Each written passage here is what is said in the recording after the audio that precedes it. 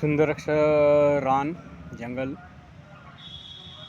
त्याच्यामध्ये विविध प्रकारचे प्राणी, पक्षी, त्यांचे एकमेकांबद्दलची जुगलबंदी, मेजवानी, विविध प्रकारचे खेळ, राडे सगळं. त्यात काय होतं की एक प्रकारचा सपोज कोल्हा वगैरे सगळा प्राणी, बदक वगैरे सगळे पक्षी, यांच्यात चांगली जुगलबंदी होते. त्यांच्यामध्ये मग फ्रेंड सर्कलमुळे मग ते एकमेकांना जसे मानव प्राणी मेजवानी देतो, पार्टी, त्या पद्धतीने त्याच्यात पार्टी होते, मेजवानी ठरते. पहिले सगळे बदक कोल्ह्याकडे जातात, नंतर सगळे कोल्हे दुसऱ्या दिवशी बदकाकडे जातात मेजवानीसाठी, जेवणासाठी. पण त्या सगळ्या गोष्टींमध्ये होतं काय, जेव्हा पक्षी म्हणजे चोचवाले बदक जेवणाला, मेजवानीला कोल्ह्याकडे जातात, तेव्हा कोल्हा तो त्याच्या पद्धतीने त्यांना जेवण देतो. त्याच्या पद्धतीने म्हणजे कसं, एक पसरट भांडं, त्याच्यामध्ये त्याने जे काही मेजवानी दिली ती पसरट भांडं आहे. मग कोल्हे जे त्यांना तर व्यवस्थित खाता पिता येतं आहे, पण अडचण मात्र त्या पक्ष्यांची होते. त्यांना लांब चोच आहे, त्यांना त्याच्यात जमत नाही.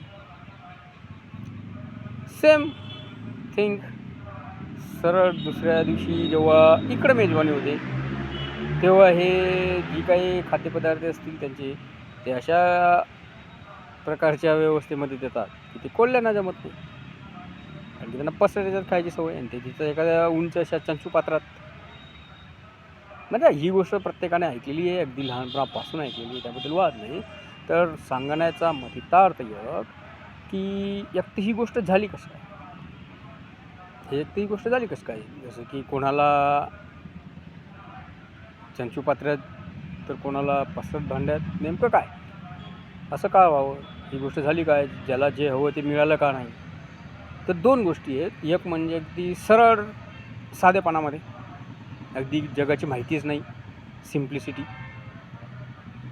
त्याच्यामुळे जसं की मी याच्यात जेवतो, समोरचा सगळं जगही त्याच्यातच जेवतं की काय, अशी एक भावना. समजच नाही, जगच पाहिलेलं नाही, त्याच्यामुळे एक होऊ शकतं. तर नक्की जेवढं साधं विधत राहू नका, सांगण्याचा उद्देश. दुसरं अजून एक की कपट भावना. मी याला जेवण तर देईल, 4 लोकांना सांगेल, पूर्ण जंगलात दवंडी पेटवल्यासारखं करेल की मी आज अशा अशा व्यक्तींना जेवण देतोय, आणि जेवण करू पण द्यायचं नाही, अशी एक कपट भावना. तर बघा, लक्षात घ्या, सांगण्याचा मतितार्थ आहे की आपण जे करतोय तर आपणच करतोय ना, मग चुकू तर नका.